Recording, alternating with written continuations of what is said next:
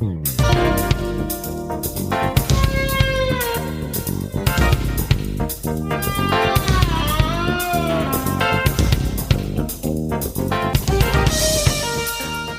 to The More Perfect Union, the podcast that offers real debate without the hate. I'm your host, Rebecca Kushmiter, and as always, I am joined by Kevin Kelton. This week, I'm a hand-wringing, bedwetting Democrat from Texas. Greg Matuzak. Your common sense liberal from Cincinnati. It's been a rough week, and I'm hoping this will be in lieu of therapy. I will be able to exercise some feelings this week. So strap in, everybody. And DJ McGuire. You know, listening to the two of you, I had no idea you were so worried about the fate the British Tories are going to suffer on Thursday. Or are we talking about something else? Oh, DJ, you always underestimate me and my care for the British Tories. Yeah, the BBC viewing. Well, before we get started today, I'd like to establish the format for this discussion. I will ask a series of questions. Each of you will be given 2 minutes to say anything you want. At no point should you answer the question as asked. If you have time left over, Jake Tapper will appear and plaintively repeat the question, and you should then refrain from answering it. You will get a 1-minute rebuttal if somebody says something you don't like. You should not address what they said. At the end, America will need to do shots. Are we all agreed? I've been doing shots since Thursday night, so I don't know how much more I could do. All right. Well, I'm gonna start with, before we get into really the substance of discussing the debate, I'm going to ask the classic question that we would see in a typical campaign year. Who do you think won this debate? And I'm going to start with you, Greg, because you're the nicest. So I'll usually I say like everybody won. I think, but I'll go the exact participation opposite. Trophies for everyone, including Dana Bash. Including Dana Bash, absolutely. There were no true winners, I think, and this is really tough. I think, Biden obviously did not have his best night, but neither did Trump. And neither did Jake Tapper. No one did well that night. And neither did America. Neither did the viewers. Nobody came away from that feeling like this was great. There are certain groups that came away feeling like the other team did worse or poorer, but that's not a win.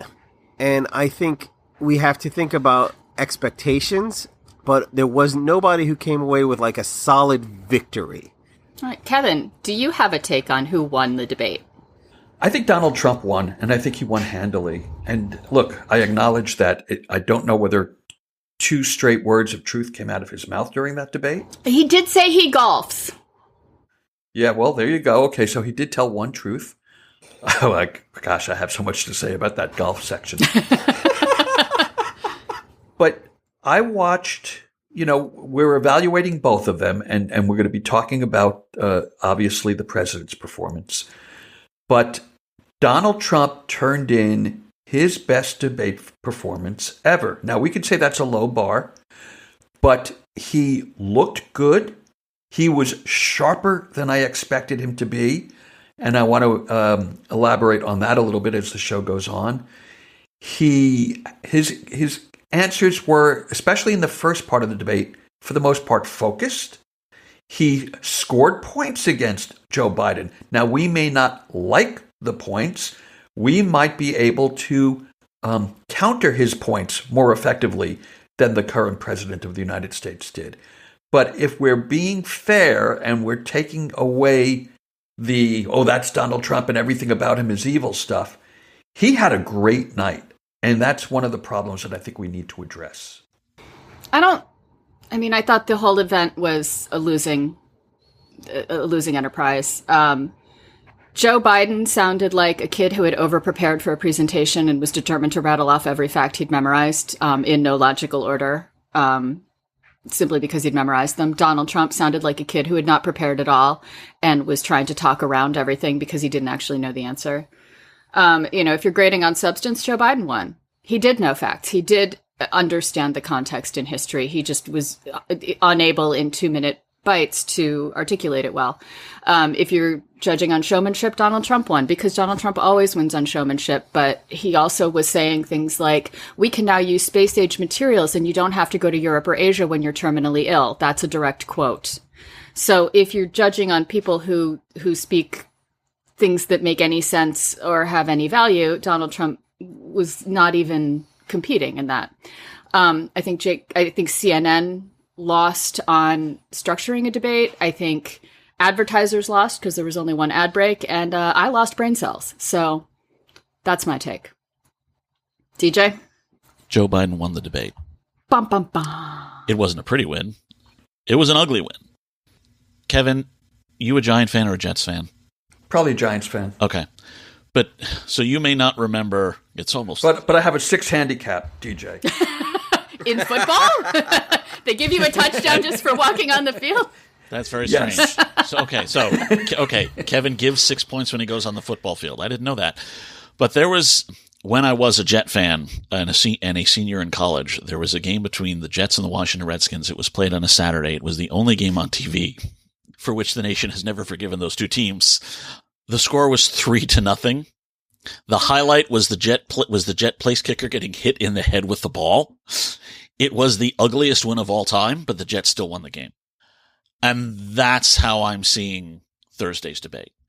Yes, Joe Biden first tried to say a bunch of things too fast and reminded us all of 1980s Joe Biden, who was a gaffe machine.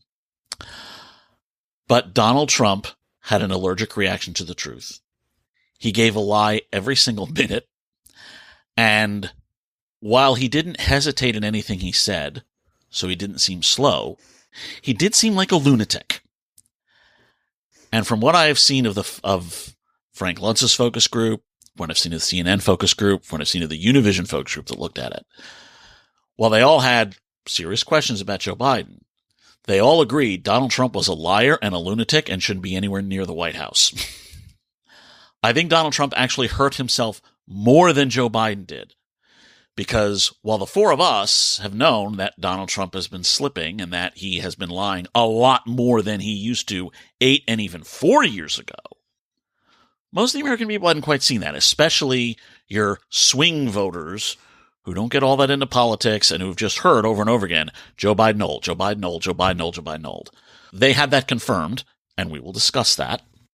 But they saw Donald Trump really for the first time in 3 to 4 years. And frankly, he came off worse. People can actually fact check on their own, and if Google searches any indication, they did, what he actually said and find out that, yeah, it was complete bullshit. So, like I said, it was an ugly win. Certainly. There are questions for the Biden campaign to answer, no doubt. But I think Donald Trump actually did worse at that debate than Joe Biden. And that means that Joe Biden won. And we're about this is going to kind of lead us into our next segment of this discussion. You know, we talk about age. Are these candidates too old? And you might as well ask, do humans need a third arm? Well, yeah, maybe we do, but this is the status quo we've got. And the presumptive major party nominees are Joe Biden and Donald Trump, and they are 81 and 78 years old, respectively. And whether that's too old or not, one of them is going to be president next January.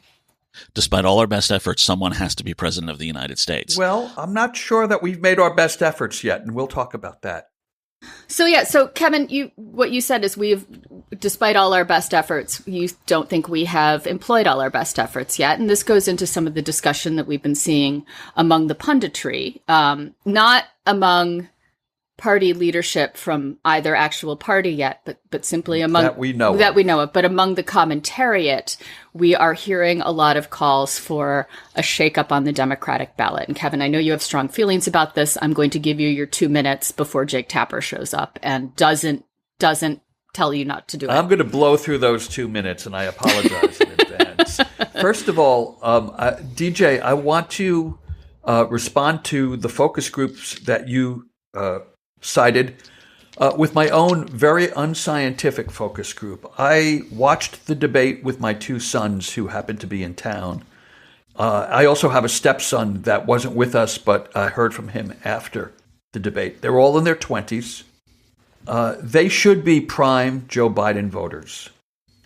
I watched the debate with my two sons, and they were gone on Joe Biden within 10 minutes, maybe within 5.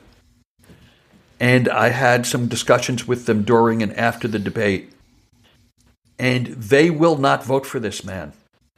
In fact, my oldest son, who's more likely to go to the polls, said, I'll probably just vote down ballot and won't vote for president at all. My youngest son isn't even sure he's going to register where he lives. He lives in a different state now from where he was registered before. And my stepson shares a lot of their feelings. And they each told me that all of their friends are saying the same thing. They're not voting for Joe Biden. And it's not, for this group of people, it's not because of the Gaza war. It's not because of inflation. It's not because of student debt. They think he's too old to be president, and they will not vote for him.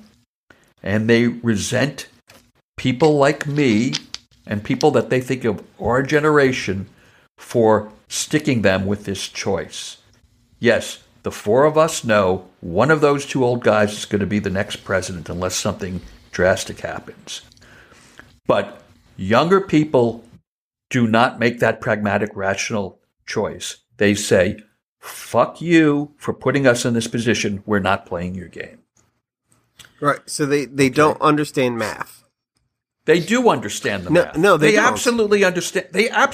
Greg, I'm telling you, they understand that Donald Trump is likely to win. Right, and they're cool with that. It. No, they're not cool with it. You're missing I'm not missing the point. I'm not mad at you. I'm you are honestly actually asking. missing the greater point. No, the greater point is you're looking at the immediate point. I'm looking at the greater point. I'm telling you the greater point is Donald Trump. Excuse me. The greater point is Joe Biden is not getting those votes. Right. Not in November. I agree with you there, and they're fine with that. And they're I fine don't with agree with you, Donald but I'll Trump. get to that later. Okay. You don't agree with me, or I don't agree with Kevin, but I'll get to that later. That's you two okay. talk. Right. So, and this I've had this discussion with the youth of America, with the Utes, and we keep going to the same thing. With look, I hate the fact that this person's not a good choice for me. My vote is sacred, and the whole thing. And I said, so you're fine with Donald Trump? No, I hate Donald Trump. Well, a vote not for Biden is a vote for Trump. That's not how this works. I said, well, that's basic math. And they keep going, and we keep going round and round. And I go, so you're voting for Trump? And they're like, no, I'm just not voting. That's a vote for Greg, Trump. I had this conversation with all three of them. And they don't understand basic math then. No, they do understand it. It's a protest. No, what they've decided is that they are willing to live with the consequences of making this choice. And they're engaging in a form of political masturbation that is very satisfying to them, but ultimately satisfies nobody else except Donald Trump. And if that is a decision that they are willing to make and that they can live with the consequences of that, there is nothing any of us can do about it. Right, but I don't think they understand the consequences. I know they are telling you that they will never vote for Joe Biden. I don't believe that. Now, there may be a few of them who will definitely, have their colors nailed to the mast and say, forget it. Donald Trump's, they may, because they are young, Donald Trump is normal to them, and that's something that we have to take into consideration. Voters who are, particularly voters under 25 or voters under 30, Donald Trump is normalized in a way that he's not normalized to us. And that's something that affects them in a way that doesn't affect us, and we have to understand that. Secondly, I hate to do this, Greg, but your math is wrong. Greg is right. No, your math is wrong. A refusal to vote is half a vote for Donald Trump, not a full vote for Donald Trump. You're right there. Okay. True, but it's now, still... I do not want to give him half a vote, but that's a different discussion than giving him a full vote, which none of these people are willing to do. I do, however, think between now and November, more than a few of them will go, as much as I don't like this guy, as much as I don't think he's cut out for it, he's not a liar, he's not a lunatic, and he doesn't have a bunch of wackos working for him. I'll swallow hard, and I will vote for Joe Biden. Not all of them, certainly. And maybe not your 3 kids, Kevin, but definitely all the people they talk to, more than a few of them are going to end up voting for Joe Biden in November. I think they'll be yes, close to the wall. A few of them will. Yes, and maybe more than half will. Yes. Now, what I think is going to help, which was new from Thursday, was that Joe Biden now has another line of attack on Trump, in that Trump is completely dishonest. The 4 of us kind of knew that, but Donald Trump's whole shtick for 8 years has been he tells it like it is. And for voters who are not really politically engaged, that's like, oh, well, he's the one honest man. No, he's not an honest man. He's the most dishonest guy who's ever been in politics. And the one post-debate poll I've seen was Data for Progress, and yes, it had Trump on the right side of the margin of error like it always has, but it also included for the first time that the voters consider Joe Biden to be more honest than Donald Trump. That's new. That wasn't there last week. And and Biden used that on Friday in his speech in North Carolina. He said, I know how to tell the truth. The other guy doesn't. And I think if he hits that enough. Actually, Joe Biden told some whopper lies during that debate as well. If we're being totally honest, we could be kind and say he misstated facts, but he told some incorrect facts, and more than once. Right, DJ? Don't you acknowledge that? Yes, I will acknowledge that Biden said a few things that were definitely questionable. But Donald Trump spoke for 30 minutes and told 30 lies. That's a lie a minute. The fact check from Daniel Dale was longer than what Trump was talking. There is a vast difference between the two, and I think if voters understand that Donald Trump is not just your typical politician who lies every now and then and helps, but he lies as he breathes, that's very different because he wasn't like that 8 years ago. He wasn't even like that 4 years ago. He's worse on that now. I'm gonna jump in here and say the reason Donald Trump is lying more and also making more statements that are utterly empty is because he no longer feels any need to prepare or play the game of politics. He basically broke his stump speech into 2-minute sound bites, and that's all he uses. He has realized that he can dispense with facts, he can dispense with substance, and just simply P.T. Barnum his way through this. And that is what he will do in a presidency too. He is vapid. He is a Potemkin candidate.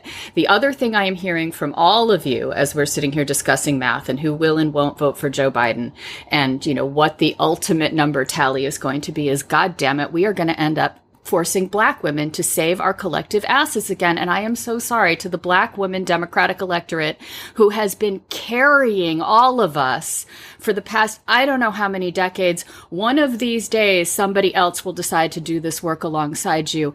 I'm going to try. I don't know how much I'm worth, but I do apologize that we're putting you in this position again. There was a recent poll by CBS and YouGov, and this was put out on January 25th this year, where the youth vote was 23 points plus it was 60 to 38 or something ridiculous. You mean June 25th? You said January. June 25th. I'm sorry, yeah. June 25th. Yeah, it was his best poll among young voters. Right. I mean, unless a wide margin of youth voters saw the debate and were like, okay, it's out for me. The youth vote is overwhelming towards Biden. And not to contradict the anecdotal evidence, and you even said this was anecdotal, this was a personal story. Yes. Yeah, and I grant you that. So right now we're seeing the polling, which we all can say what we say about polling. Young people are still doing this. So I kind of still have faith in the youth in America because they do know math, even this new math that they teach in school. So, Kevin, can I ask a question? Sure. What states do your children live in? One lives in Massachusetts, 2 live in California. Okay, and I assume all their friends are from the same states. Yeah, probably. Okay. Yeah. Now, because one thing we also have to take into account is that all voters have an understanding of the Electoral College. And I would suspect voters in California and Massachusetts, for that matter, which is more Democratic than California on some days, They probably feel like their vote is not as necessary in a presidential election. And in a state like California or Massachusetts, I can see that. If somebody from Michigan said that, I might be like, huh, what? But, actually, if I'll talk about one of my sons, the one who said that he's only going to vote down ballot.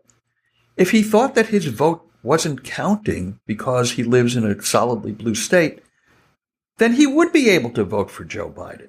He's actually trying to register a vote that's meaningful to him. So I'm not sure I know where you're going, DJ.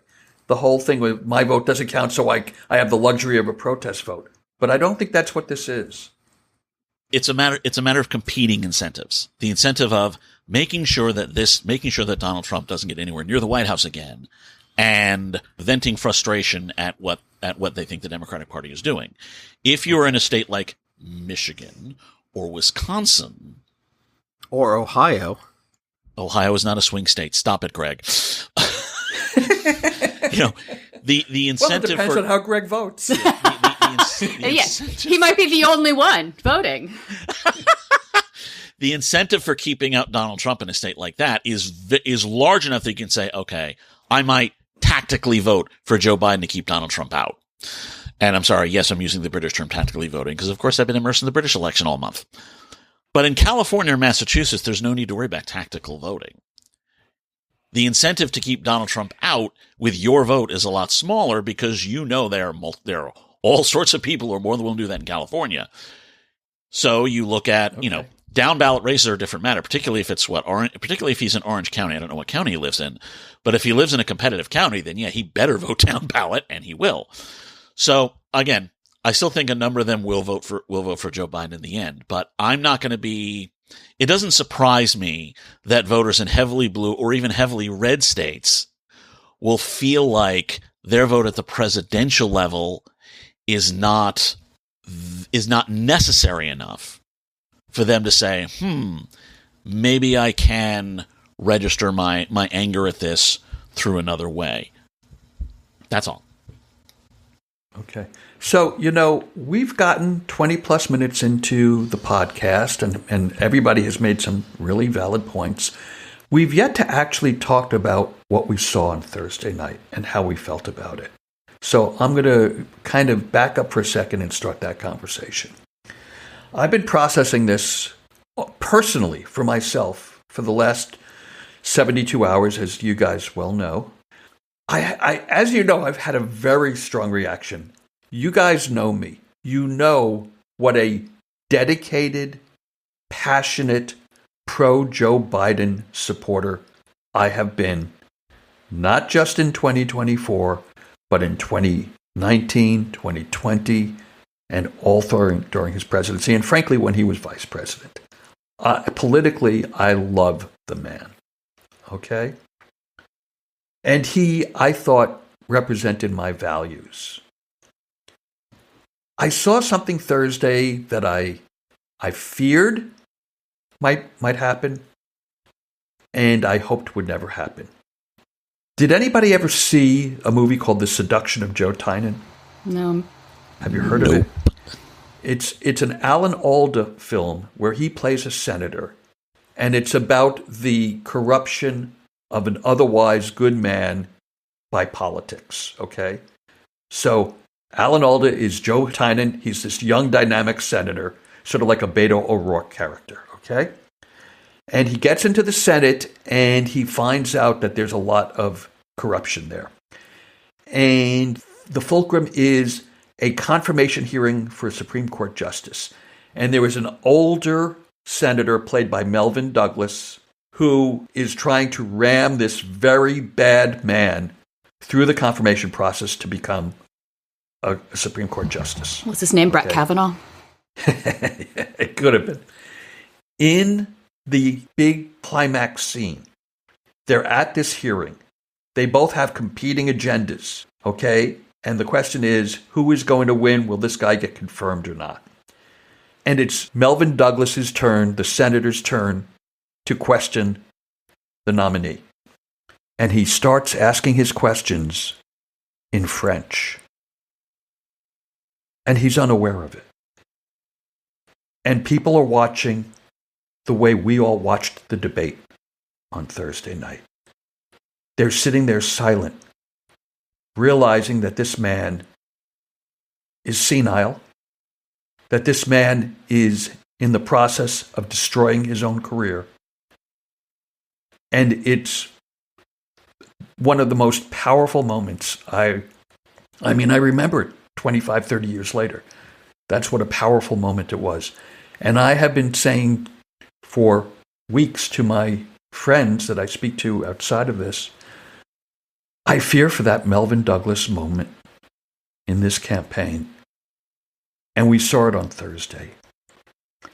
And we can talk all day long about colds and cold medication and sunsetting and the fact that if you read the transcript, Biden made some cogent points between all the stuttering. We can talk about all of that. But the reality is that Joe Biden is showing extreme signs of aging in a very painful way for everyone, because it affects everyone in this country, whether it's us individually or our family members or people that we know. So I've been trying to process this, and I'm going to make an analogy, a metaphor. I know you guys are going to kind of joke about it, and that's fine. I think the country is going through something deeply personal. Not the Republicans. They have their own agenda, and they just see this as validation for everything they've been saying for 4 years. But for Democrats who love and respect Joe Biden, I think it's sort of like, I feel like a spouse who's been lied to and deceived. I love this man. I know that sounds ridiculous, but I really respect him as a politician. And he lied to me. And his campaign lied to me. And the people that knew about this lied to us. Maybe it was a lie of omission, but it was a lie nonetheless. And we now know, by the way, and we can get into this in more detail, that his staff was absolutely aware of this problem, and they'd been covering it up for years. Okay? It came out on Axios. Axios has done some great reporting the last 3 days, folks. You should be reading Axios. It came out on Axios that his staff is now grudgingly admitting, yeah, he's pretty good between the hours of 10 a.m. and 4 p.m. He's really focused and energetic and engaged between 10 a.m. and 4 p.m. Well, that's 25% of the day. And presidents don't only work 25% of the day. And yes, somehow he was able to pull off a masterful performance at the State of the Union at 9 p.m. Eastern Time. But he can't do it consistently, and he didn't do it Thursday night. And now people are talking about sunsetting. People are talking about, a cold, which is a ridiculous excuse. Colds don't make you turn into a blathering imbecile. And that's what he was that day. So I want to finish this analogy. I think the Democrats, feel like we now have to decide whether to stay with this person that we love that deceived us and hurt us, or whether we want to move on. And some of us are acting like protective children who are angry with the parents for putting them in this position. And some of us are defensively rallying around one side or the other. But I think we have to have an honest debate about where we are with Joe Biden as a person, not just as opposed to Donald Trump. There's not an hour in a day in the year that Joe Biden isn't a better choice for the presidency than Donald Trump. That we all acknowledge. But there's a conversation to be had about where we've been put and the jeopardy that this country has been put into by the people who convinced this man or allowed this man to convince them to run and put us in this position. And now I will relinquish the mic. John McCain had his Melvin Douglas moment in a hearing where we all wondered if he was actively having a stroke. Shortly after that, his family announced that he had been diagnosed with glioblastoma, which is a terminal illness that causes rapid and complete cognitive decline. Within a few weeks of that Melvin Douglas moment, John McCain was in Walter Reed, and then he transferred home to be on hospice care. He was never expected to return to the United States Senate. For the last 6 to 9 months of his term as a senator, he did not cast a single vote in the Senate. He up and abandoned the people of Arizona to go home and leave them without a functioning representative in the Senate. It was the least responsible act I have ever seen from anyone who called themselves an American hero. I have been angry about it ever since. I was angry about it when Ted Kennedy did a very similar thing. I am angry that Strom Thurmond zoomed around the Senate completely non-compass, grabbing the asses of female staff, and everybody just covered up for him.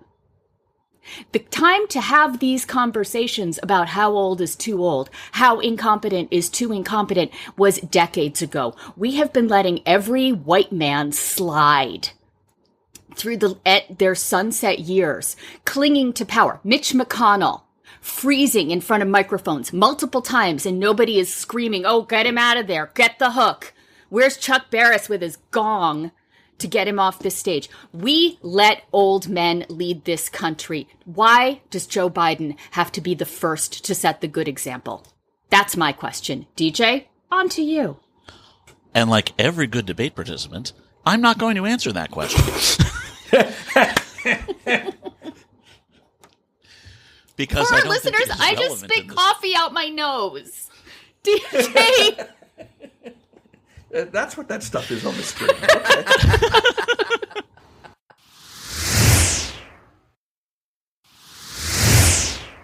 This is why we are seeing columnists and communications veterans say largely what Kevin is saying versus analysts and campaign managers taking an entirely different view. One, we all know that Joe Biden has a stutter, and we know that Donald Trump's plan, called gish galloping, is designed to trip someone up with a stutter. Yes, the first 10 minutes were bad. I'm not going to say they were good. But 10 minutes later, maybe after your kids checked out, Kevin, and I don't blame them for checking out. That's not the point. 10 minutes later, after Trump went on one of his rants, Joe Biden looked right at him and said, "Everything you said was a lie," and then went into detail to talk about how they were lies. They went after each other over the whole losers and suckers comment, and Trump did his nonsense about it didn't happen, all these people said it didn't happen, blah, blah, blah, blah, blah. And Biden stood his ground and said, yes, a 4-star general said you said it. You said it. Biden actually had an up and down night. He had some good moments. He had some bad moments. The bad moments are all we remember because they reinforce what Republicans have said about him and what everybody else is worried about him. But I also remember Joe Biden from the 80s and the 90s, which most people didn't do because they're not the political junkie I am. So they didn't have really any interest in it. I do. Okay, maybe you do. So you remember that man was a gaffe machine. You ask him a question, you'll get something that's funny that made no sense whatsoever. I also remember Ronald Reagan boasting about burning the midday oil. You know, we remember that one. I forgot that line. Yeah. In a campaign, he said, I'm really burning the midday oil. and we all know the reason the American people mainly gave him a pass on Iran-Contra was that they probably believed he was too old to remember anything that was going on. So Joe Biden grew on me. I was never the fan of him that you were, Kevin. It really took until 2016 when I thought, okay, he'd actually be better running against Donald Trump than Hillary Clinton would be. That I thought, okay, maybe this guy actually had some political talent. Before then, I just thought he got lucky because he lived in an incredibly small state. I did. But in 2020, he was actually more disciplined than he was in the past. And it confused people into thinking he was older and he was sunsetting and slowing down. He was just more disciplined. For the first 10, 15 minutes of that debate, he was not more disciplined. He was, unfortunately, his old self again, which nobody had seen in 30 to 40 years. And suddenly that dovetailed with everything else. Yes, Joe Biden is 82 years old. That is true. Actually, But it's the not question true. we have- 81. But See, there we go. Even I. but there are no fact checkers here. Right, exactly. So That's but also the not true. question- I'll check facts. But the questions we have to ask ourselves are not the questions that screenwriters ask. Sorry, Kevin. They're not the questions that treat the president as some father figure, because he's not. The questions you have to ask yourself here, and this is what analysts are asking, this is what campaign managers are asking, and they're all coming to the same answer.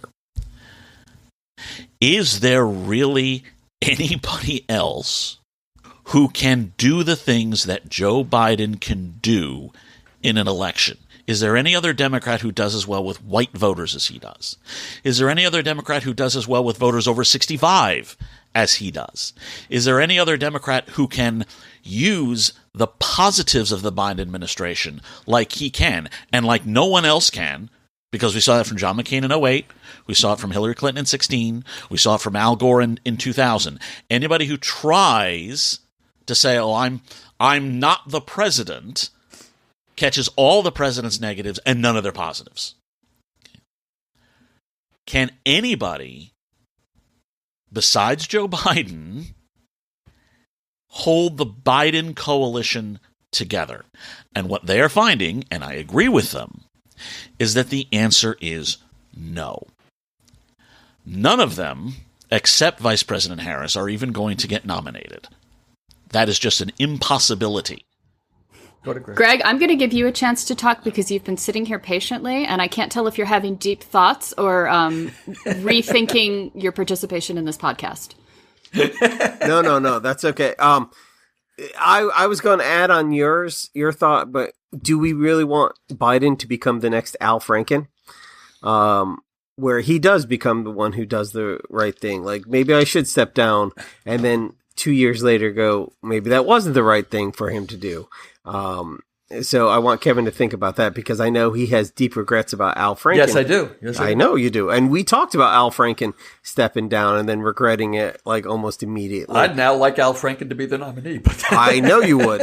I would like Jon Stewart to be the nominee, but I don't know if that's ever going to happen. I would like Elizabeth Warren to be the nominee, but you know what? The staggered primary system meant I never once got that opportunity in 2020. I'm still mad about 2020. I would like Katie Porter to be, but... And I don't have enough hands to facepalm all of those suggestions. Well, let's actually, so this is our moment. There is discussion among the pundit class. To the best of our knowledge, the political class, if they're having discussions, they're having them behind closed doors without anyone leaking, about should we be considering a replacement at the top of the ticket? And there are mechanisms apparently to do so. My head explodes when I think about them. I'm going to start with you, Kevin, because I know you're in agreement. Yeah. So I've spent a lot of time, again, the last 72 hours, and I'm going to talk now for 72 hours about this issue. So You're the editor, man. Go right ahead. I understand what everything DJ said. I understand what Greg said. These are all good points. I just have a different opinion. My feeling is, I think that DJ and I have been locked in a debate for a few weeks now. If you listen to the podcast, you've heard us about, I think that the election is locked in Joe Biden losing, and DJ believes that things are going to come around. And we're not going to get into the details of that, but that's just a summary of how we see the election. I think we're now, as a party, getting to the place of extreme denialism. Because the reason for the debate, the entire reason that Joe Biden did something as unprecedented as suggesting a presidential debate in June before two people have even been nominated, was that his campaign knew he had to reset the campaign. They were behind. They needed a big moment. They needed to expose Donald Trump to the electorate in a way that would make him disqualified to independent and non-affiliated voters and voters who maybe didn't want to vote for Trump but didn't know whether there was an alternative. Joe Biden utterly failed in that. And it's not just me saying it. I've got a list here. If you guys make me. I will read it. It's 20 plus names long of people that are highly respected who think that we have come to the point where we have to consider a different candidate. I'm going to read a few of the names. Steve Schmidt, James Carville, Frank Luntz, Andrew Yang, John Kasich, Bill Kristol, Joe Walsh, Mike Murphy, Nicholas Kristof, Maureen Dowd, General Barry McCaffrey, you guys may or may not know him, Thomas Friedman, Frank Bruni, Charlie Sykes, Joe Scarborough, Lawrence Tribe, Nate Silver. And then you have the editorial boards of the New York Times and the Atlanta Journal-Constitution, which I still have respect for editorial writers. These are not bedwetters and whiners. These are serious people who are making a serious evaluation about the state of the race. It's not about whether we like Joe Biden. It's not even about whether Joe Biden has the capacity to do the job for another 4 years. It's about whether he is capable of making the case to the country not to reelect Donald Trump. Because that, reelecting Donald Trump, is the nuclear option. That is World War III of American politics. All right, Kevin, I ask you this then as a follow-up. Yeah, go ahead. Who is capable of making that case? Okay, so the mechanism is this. First of all, we all agree Joe Biden can't be forced out. It's got to be his decision. People may talk to him. People may explain to him the reality of the polls and the reality of where things are going post-debate. But it ultimately has to be Joe and Jill Biden's decision to step aside and make way for someone else. Now, again, we're in uncharted territory. There's no denying that. So what happens? Let's say that he can be convinced that it's in the best interest of the country, in the best interest of the Bidens, for him to step aside. The convention now becomes an open convention. Now, the delegates will then be released, and they can vote their conscience. So what happens? There's a convention. This one will actually be held on Zoom because of Ohio. Thank you, Greg. There's a convention, and people's names are placed in nomination. Who might those names be? Well, we listed a few of them. I'd like to add Pete Buttigieg to the possible list. Remember now, Joe Biden has stepped aside in this hypothesis, in this hypothetical, and he has given his blessing to people like Kamala Harris, Gavin Newsom, Gretchen Whitmer, and Pete Buttigieg, people who have been rabid supporters of his. He's given his blessing for them to throw their names into nomination. Who are those people? I just named 4 of them. There's another 3 or 4 that are not at the top of my list, but a lot of Democrats seem to think have very bright futures. Go ahead. I was going to say, let's take Gavin Newsom right off that list, because here's what would happen the moment Gavin Newsom's name would be thrown out. Kimberly Guilfoyle would put on her sparkliest dress and book an appearance on The View and tearfully insinuate that he abused her.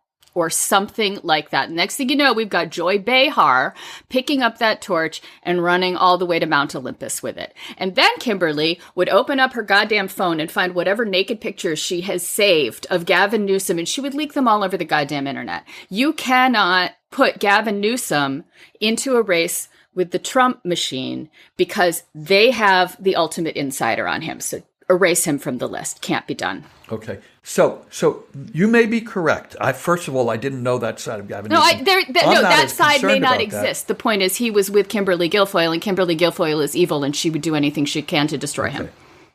Well, let's first of all, let's acknowledge that in this scenario, which is at this point purely hypothetical, that anyone who got the nomination would be attacked viciously by the Republicans, as Joe Biden is attacked on an hourly basis, viciously, by Republicans. So if it's Pete Buttigieg, there's going to be, we don't even want to think of what, they'll say about him. If it's Kamala Harris, we know that she's going to be attacked. If it's Gretchen Whitmer, as somebody pointed out, she's got her own baggage. Anybody who gets nominated, there is no clean person in today's American politics. And what would happen is then from August onward, whereas normally all of that oppo comes out during primary season or in the earliest stages of the general, and we can get over that hump and move into substance, we would be dealing with that from August to November. That is a absolutely terrible scenario that we would be, vetting a candidate in the 11th hour. I disagree. Well, we've got a candidate, and he was vetted Thursday night, and he failed fucking miserably. We've got to keep that on the table. I disagree, but we'll move on. DJ, but the rest of America disagrees with you. I don't think so. Okay. I honestly do not hold to that, because for one, at least 1 in 3 Americans by polls that you've acknowledged have said Joe Biden won the debate. And if every Republican says he lost, and if half the Democrats are bedwetting and insisting that he lost, that means most independents think he probably won. DJ, those polls aren't in yet. And Joe Biden you dropped one on Thursday. You dropped one Thursday night. And that said 2-1 that Trump won the debate. Right. 33% said Joe Biden won the debate. Yeah. That's what 2-1 means. So, because 33% of the country is diehard Democrats. Okay, so. No, the diehard Democrats are acting like you are. They're all panicking.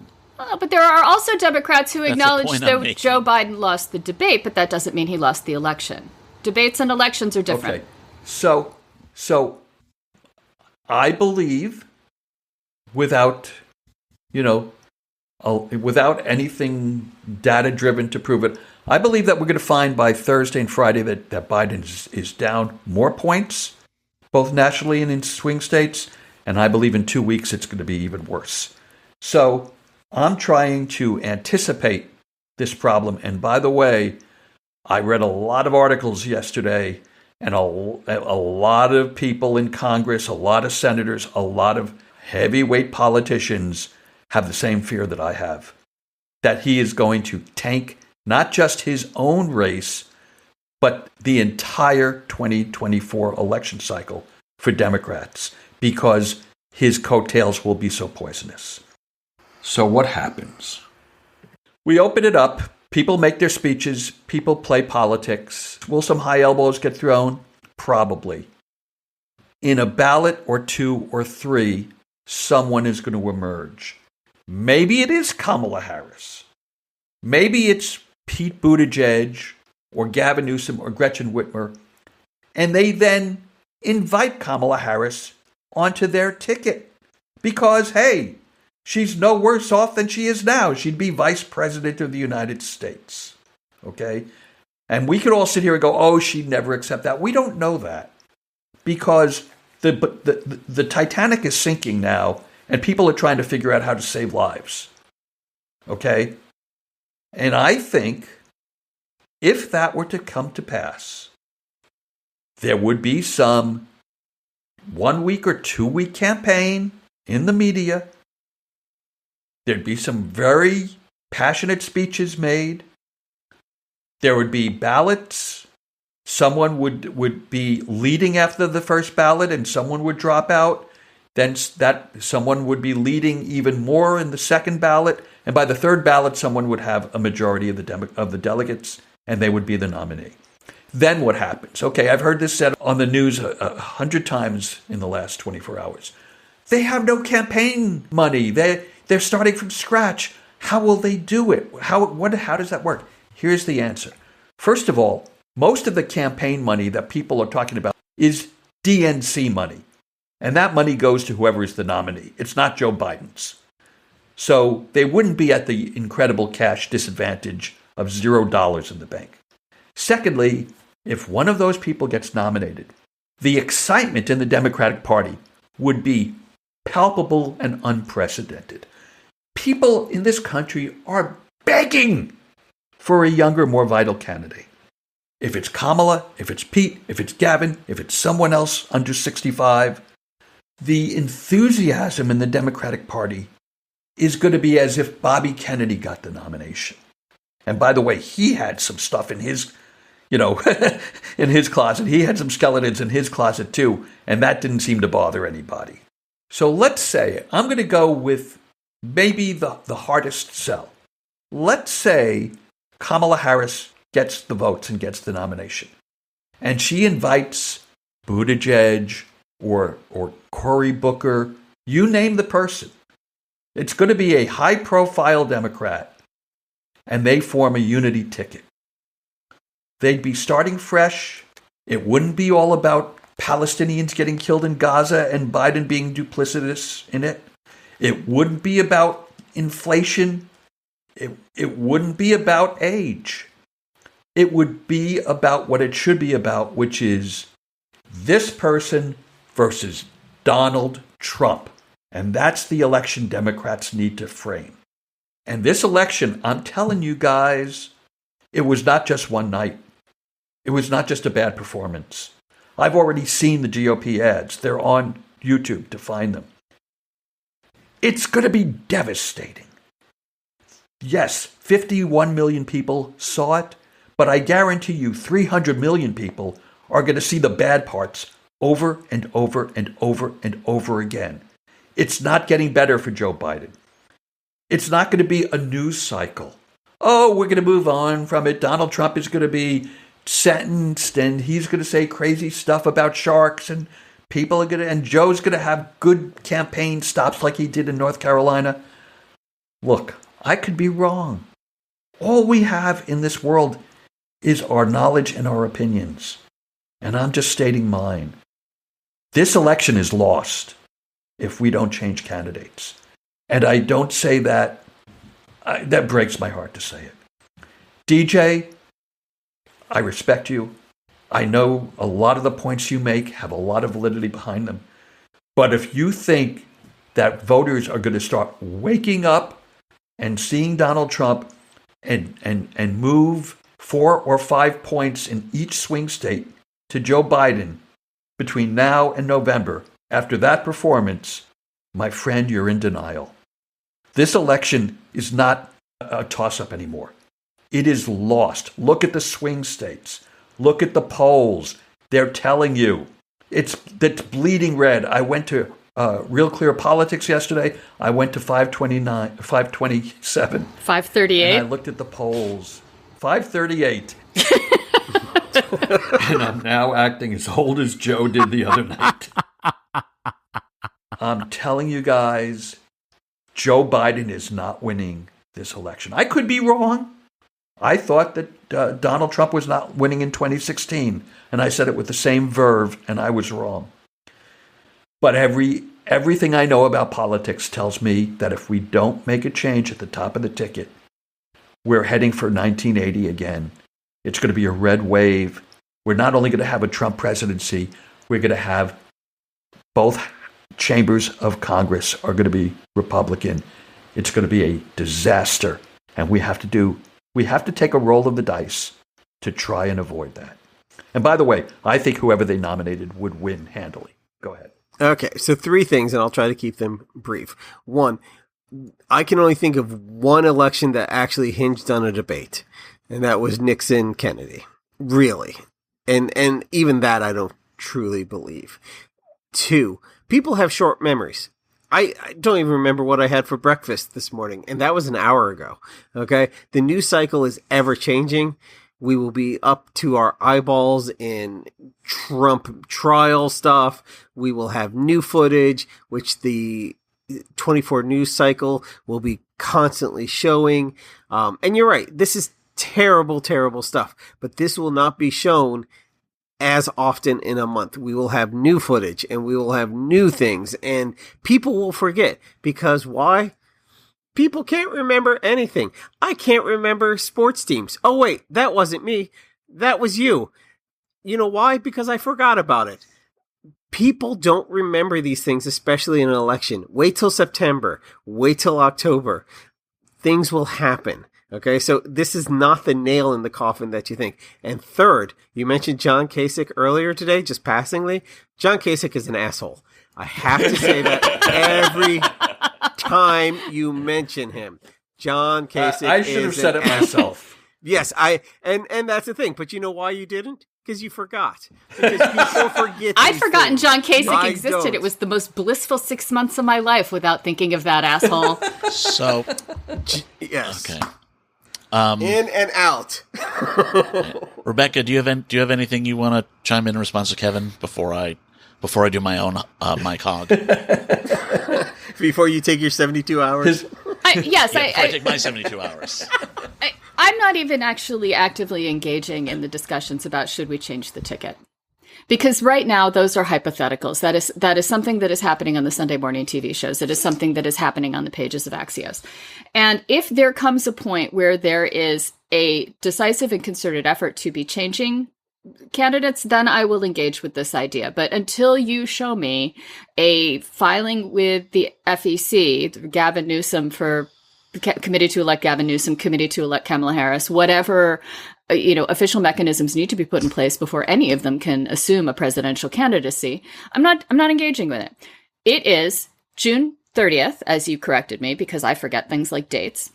And the presumptive candidates are Joe Biden and Donald Trump. I have 2 shifts scheduled to be text banking for Democratic candidates, including Joe Biden.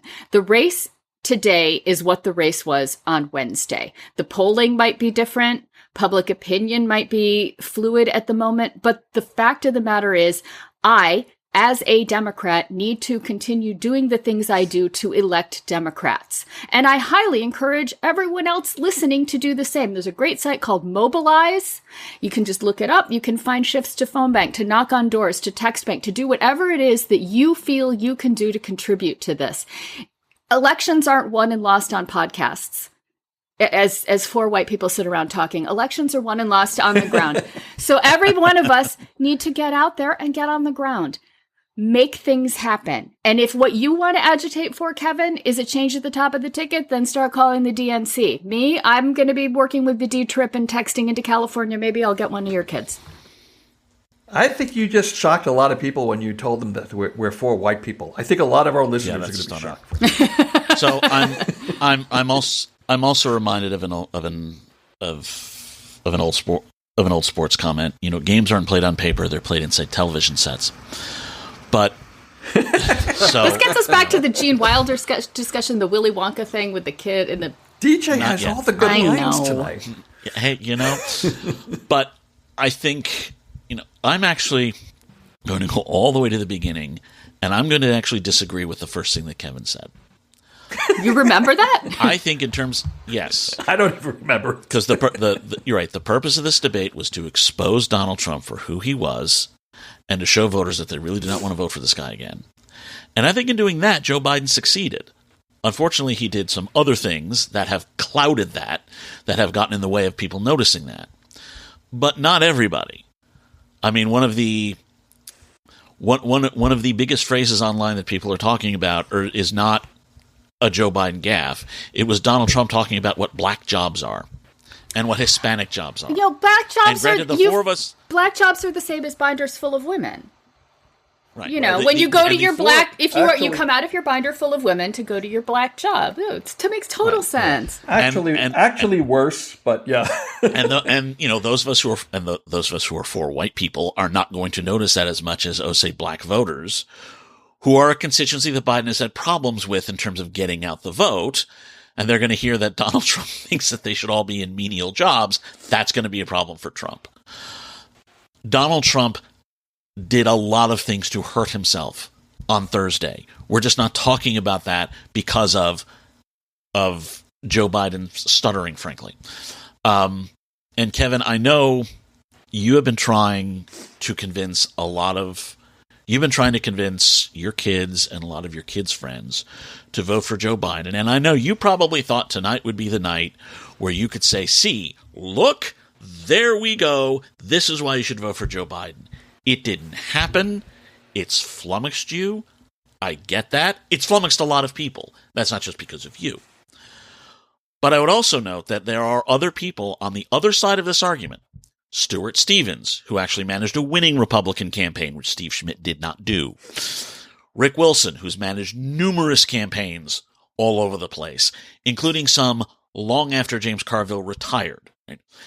David Plouffe, the Obama campaign advisor who did not become exposed as irrelevant in 2015 when Jim Messina kicked his ass in the British parliamentary election. Yes, that's my shot at David Axelrod. You should never listen to him again. David Plouffe or David Axelrod? David Plouffe. David Plouffe is good. David Axelrod is bad. David Axelrod tried to get Ed Miliband elected prime minister. There is no reason anybody should listen to anything he was next on your list. We need fewer Davids and fewer Johns in politics. That's all I'm saying. No argument there. Yeah, but the point you're making a great point. Go ahead, DJ. The people who have been involved in the nuts and bolts of the campaign will tell you, okay, one debate does not settle this. For one thing, there's actually another debate coming in the fall. Oh, no, it's not. No, it's not. No, one of two things will happen. Either Joe Biden will certainly perform much better because they will say, okay, look, just respond to his lies. Don't worry about saying anything. Or Trump will back out and it will be a 2-hour Joe Biden town hall and everybody will go, oh, huh. Who's going to tune into that, DJ? The four of us. It doesn't matter who turns into it. What's going to happen is the ones who tune into it say, Joe Biden actually held his own, answered a bunch of questions for 2 hours. Maybe he wasn't the guy that you saw on the show. Yes, it will. It will get seen by at least as many people as who saw this one debate, if for no other reason, because this was the lowest rated debate ever. I'm sorry, I got to laugh at that. That's okay, and that's okay. But I'm pretty sure 50 million. You think Joe Biden's going to get 51 million people for a town hall on CNN?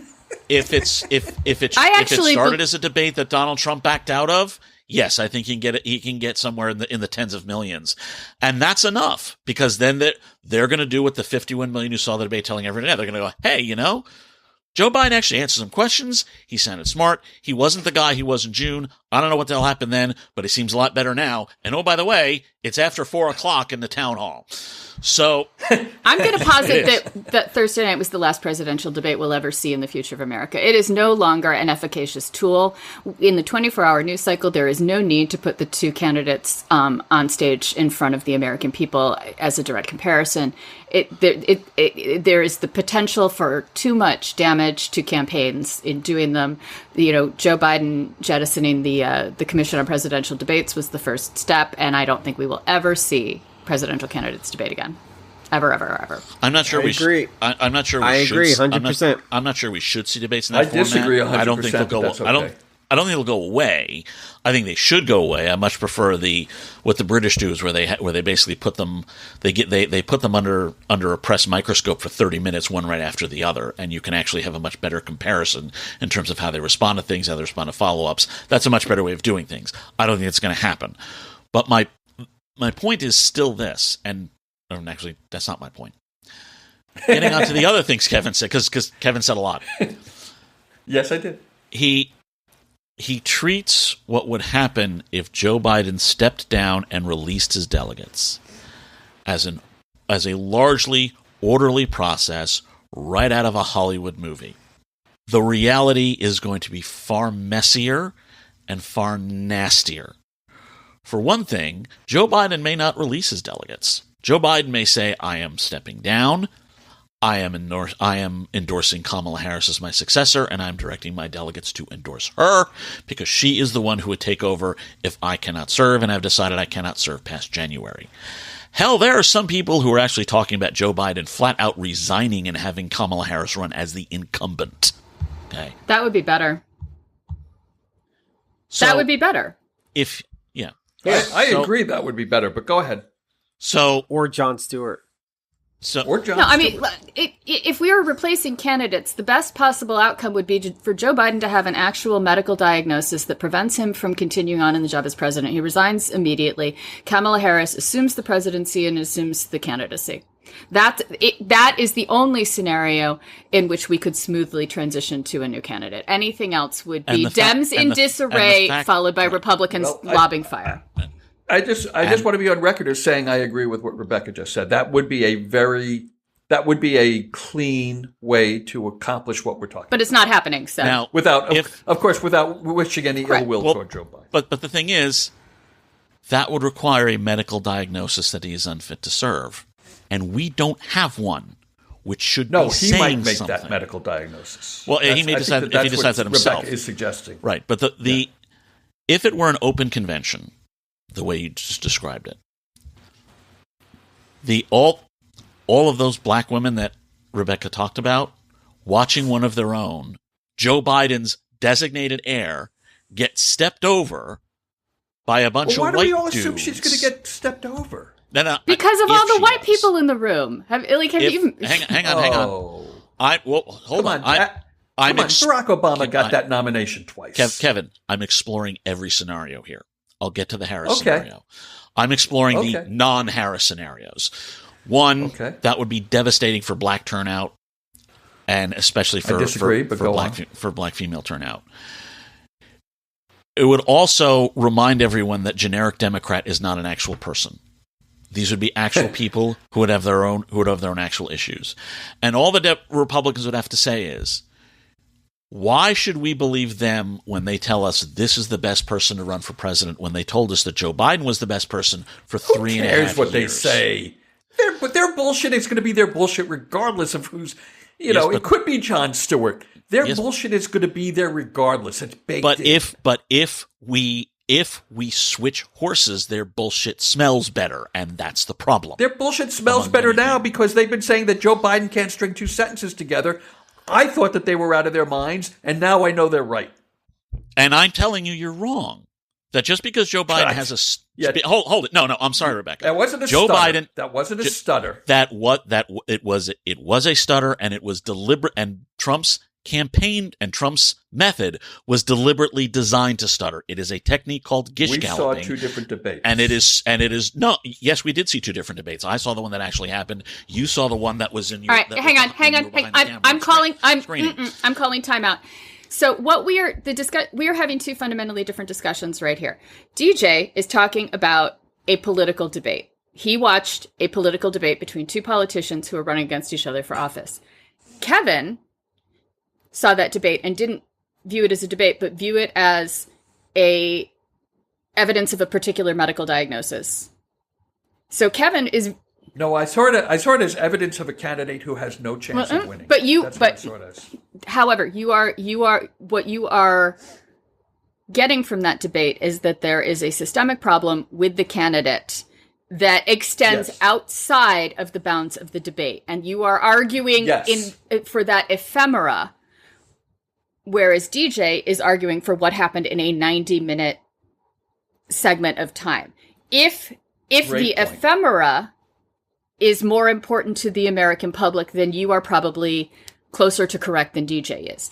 If the ephemera... And that is your contention. Yes. If the ephemera is not more important to the American people, then DJ is probably more correct than you are.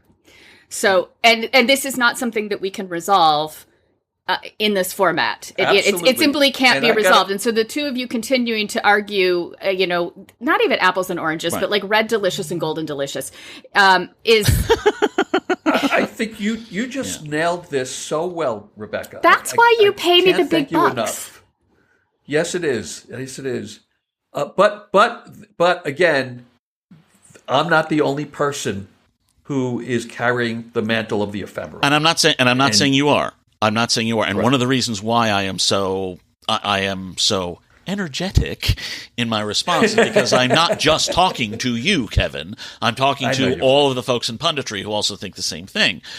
Yeah. But we also have history from this about what happens if you change a ticket. And that was in 1972 when the vice presidential nominee was swapped out at the last minute because of concern over a mental health issue, and it did absolutely nothing for the McGovern campaign. It still went. But he was going to lose anyways. Yeah, I don't know if he was going to lose that badly. I don't. Would he have lost to Richard Nixon in 1972? Yes, the fundamentals were not in their favor. Would he have lost 49 states, including? Yes. They would not have lost 49 states. Yes. He would not have lost Maryland. Yes. He would not have. Well, he might have lost his own home state. He would have lost 46 states. Well, all right. Well, still, arguing about a campaign from 50 years ago is. That's also what DJ fair. And I do. Also fair. See, we need to have a spin-off podcast of like Kevin and DJ discuss history. But we need to now discuss moving forward. We are still in the 2024 campaign. We still have two presumptive candidates, and there is there are no FEC filings of somebody else attempting to be the Democratic candidate. So,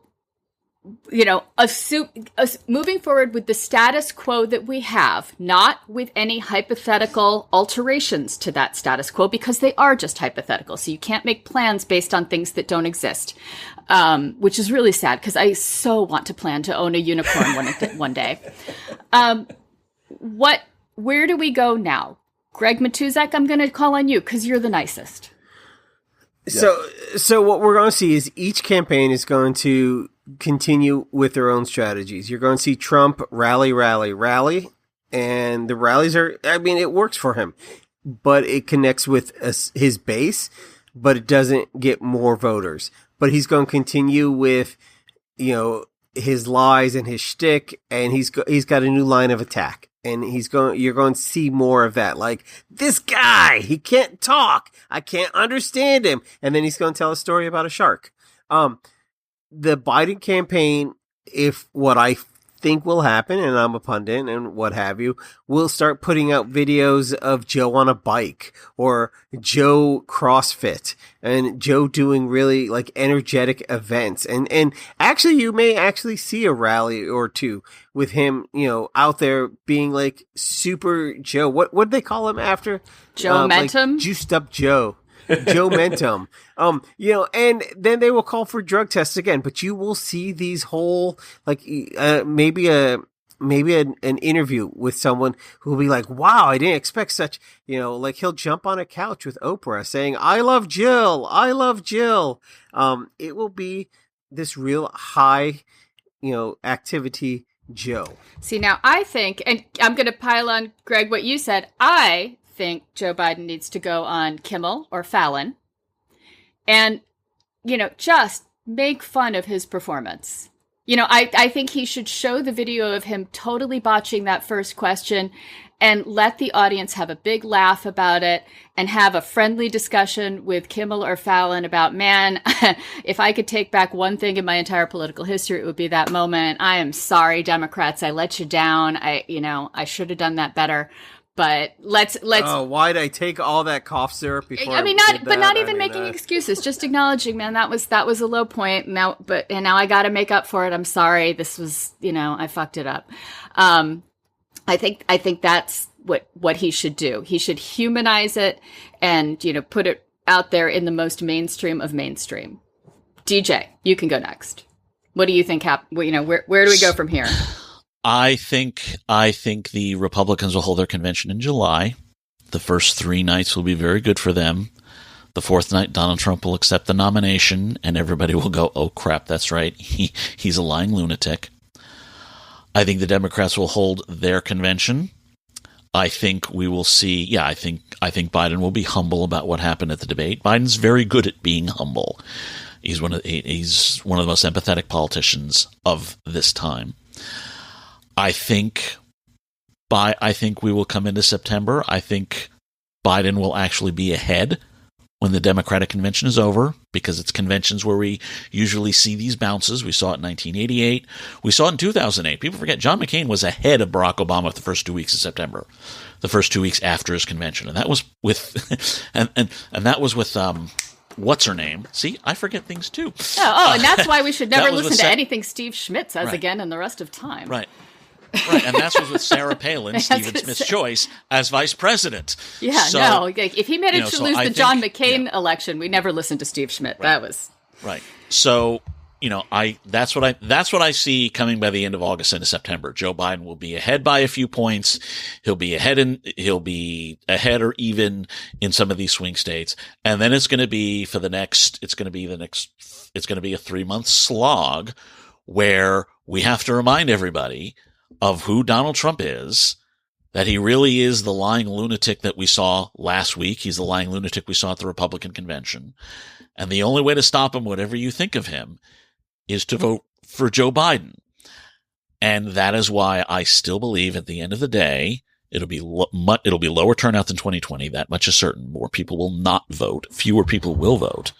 But I do still believe Joe Biden will be reelected. And Kevin, where do you think we go from here?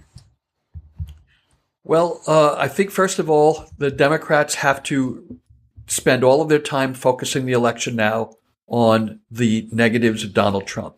It's not about how much Joe Biden accomplished. It's not about how much we like him or whatever. It's got to be all about you cannot entrust the presidency in the country to Donald Trump again. That is an existential threat to everything that you hold dear. Of course, 45% of the voters will reject that argument, but we have to make that argument and bring back some of the people that I think we're losing now. I just want to make a statement about myself. I made a promise to some of my friends on Facebook yesterday, and I'm going to make it here today. I am not going to do to Joe Biden what I think people did to Hillary Clinton in 2016. I made my case. I stated my opinions. After this podcast, I am not going to poison the well anymore. If Joe Biden is the nominee, and I still think, yes, there's probably an 80% chance he will be, I will be as passionately behind him as I was earlier this week. I still think there's a 20 or 30% chance he will not be the nominee. I think that would be the better path. But I will be for whoever the Democratic nominee is with all my heart and soul.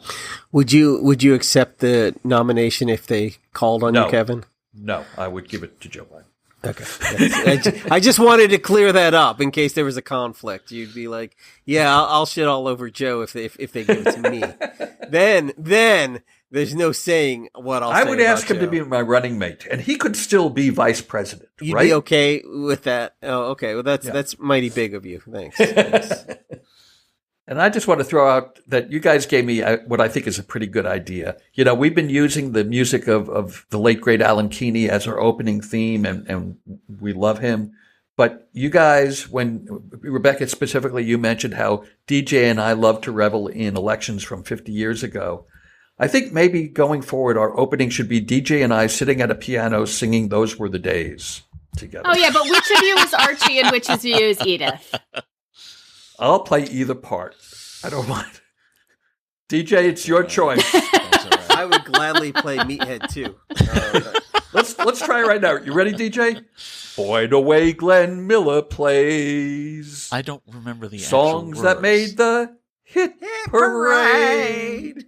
Guys like us, DJ, we had it made. Everybody? So those were the days. And you knew who you were then! I would like to state for the record that I am not participating in this musical atrocity that's happening here. I only sing when we are doing selections from the musical Hamilton.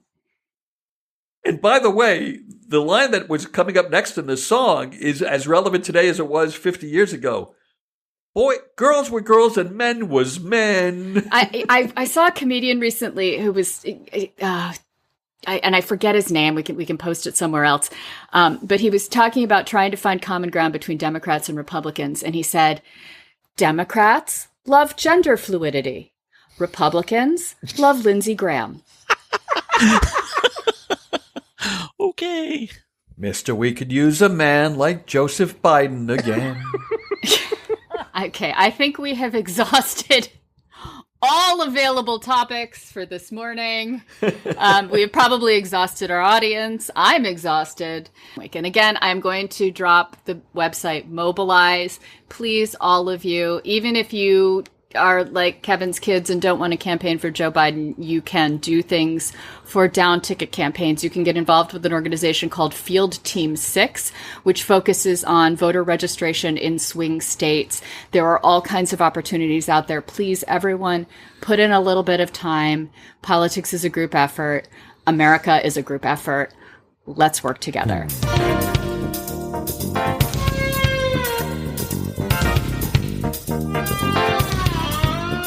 Greg, what music will you be playing while you await the results of the British elections on Thursday? Well, I was thinking about "Won't Get Fooled Again" by the That's a Who. good one. That's a great one. And or maybe "Taxman" by the Beatles. Also good. Also good.